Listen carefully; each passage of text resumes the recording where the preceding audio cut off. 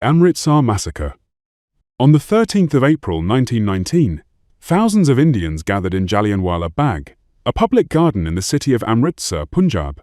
Some were there to protest the recent arrest of two nationalist leaders, while others had simply come to celebrate Baisakhi, an important Sikh harvest festival.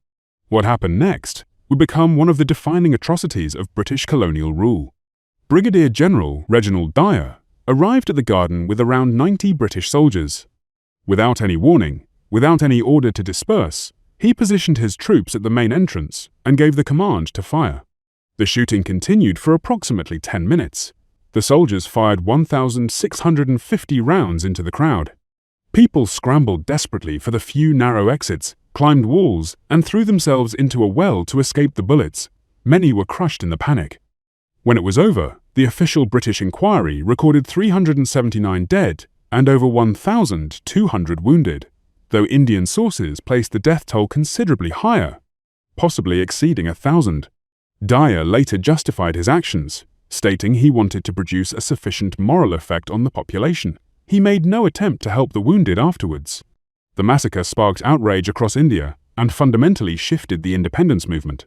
For many Indians who had previously sought reform within the British system, Amritsar proved that system was beyond redemption. Dyer faced no criminal charges. He was quietly retired from the army, and a portion of the British public even raised funds in his support. The Jallianwala Bagh remains a memorial site today, the bullet holes still visible in its walls. The Bengal famine of 1943. In 1943, while the world was consumed by the Second World War, a catastrophe was unfolding in Bengal that would claim more civilian lives than the Blitz, Hiroshima, and Nagasaki combined. Between 2 and 3 million people starved to death, not because there wasn't enough food, but because of deliberate policy decisions made in London. The roots of the famine were complex. A cyclone had damaged crops the previous year. The fall of Burma cut off rice imports. But what turned a food shortage into a full-scale famine was the British response. Authorities implemented a denial policy, destroying boats and rice stocks in coastal Bengal to prevent them falling into Japanese hands if they invaded. This crippled the local economy and food distribution networks overnight. Rice continued to be exported from India. Military and European civilian needs were prioritized. When provincial governments requested grain imports, they were refused. When offers of aid came from Canada and the United States, they were declined. Contemporary accounts describe corpses lining the streets of Calcutta. Families sold children for a single meal. Villages were entirely wiped out. And in London, when confronted with the scale of the disaster, Winston Churchill's response was to ask why Gandhi hadn't died yet. In cabinet meetings, he blamed the famine on Indians breeding like rabbits and questioned why, if the famine was so severe, Mahatma Gandhi was still alive. No British official faced consequences. For decades, the famine received little attention in British historical memory, overshadowed by the war effort it was supposedly in service of. It remains one of the deadliest famines in modern history, and one of the least discussed. The Mau Mau uprising detention camps. In 1952, a rebellion began in the British colony of Kenya. The Mau Mau, drawn primarily from the Kikuyu people, launched an uprising against colonial rule and the theft of their ancestral lands. The British response would become one of the darkest chapters in the empire's final years. Over the following 8 years, the colonial government detained more than 150,000 Kikuyu men, women, and children in a network of camps across the country. The official aim was to separate militants from the civilian population and rehabilitate those with suspected Mau Mau sympathies. What actually happened inside those camps was systematic brutality. Detainees were subjected to forced labor, starvation rations, and routine beatings. Former prisoners described castrations, sexual assaults, and being burned with cigarettes.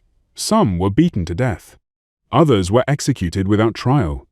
One camp, Ola, became notorious after 11 detainees were clubbed to death by guards in 1959, an incident the government initially tried to cover up by claiming they had died from drinking contaminated water. The total death toll remains unknown. Thousands are believed to have died in detention. Countless others were scarred physically and mentally for life. For decades, the British government denied the scale of what had occurred. Documents were hidden or destroyed. Then, in 2012, A group of elderly survivors brought a case to the High Court in London. The following year, the British government formally acknowledged the torture and abuse, issuing an official statement of regret and paying nearly £20 million in compensation to over 5,000 victims. It had taken more than 50 years for the truth to be officially recognized. The Boer War concentration camps.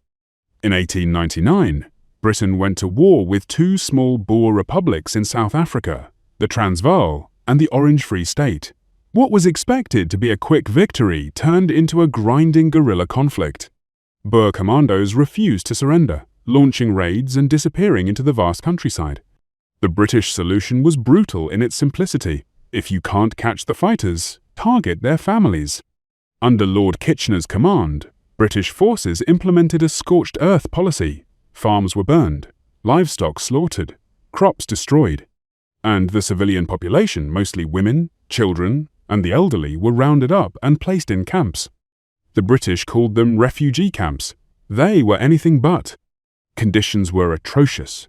Tents were overcrowded. Rations were meager, sometimes reduced further as punishment if male relatives were still fighting. Clean water was scarce. Sanitation was virtually non-existent. Disease swept through the camps. Measles, typhoid, and dysentery killed thousands. Children died at a horrifying rate. By the war's end in 1902, approximately 26,000 Boer women and children had perished in the camps. That was roughly a quarter of the Boer population interned. And they weren't the only victims. Black Africans, often servants and farm workers, were held in separate, even more neglected camps.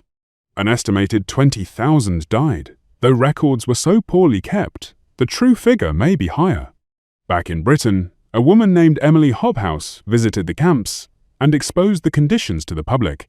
She was denounced as a traitor for her trouble.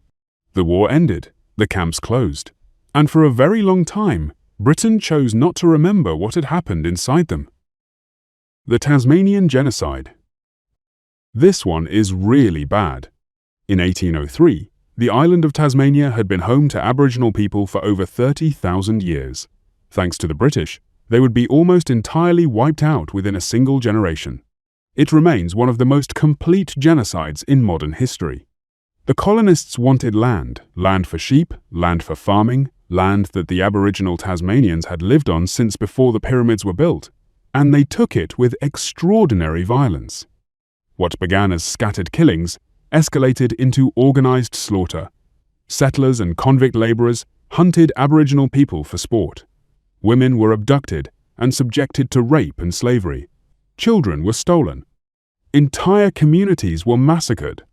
The colonial government largely turned a blind eye. Some officials actively encouraged the violence through bounties payments for captured or killed Aboriginal people. By the late 1820s, the situation had descended into open warfare.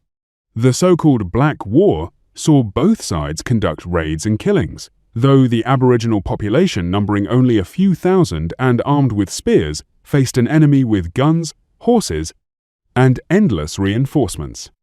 In 1830, the government launched the Black Line, a military operation involving over 2,000 settlers and soldiers sweeping across the island to round up the remaining Aboriginal people. It captured precisely 2. Those who survived were eventually persuaded to relocate to Flinders Island, a settlement where they were promised safety. Instead, they found disease, malnutrition, and despair. The population continued to collapse. By 1835, fewer than 200 remained. Truganini, often described as the last full-blooded Aboriginal Tasmanian, died in 1876.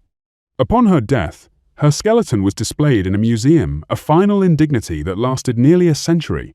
A people who had survived for millennia were erased in less than 75 years.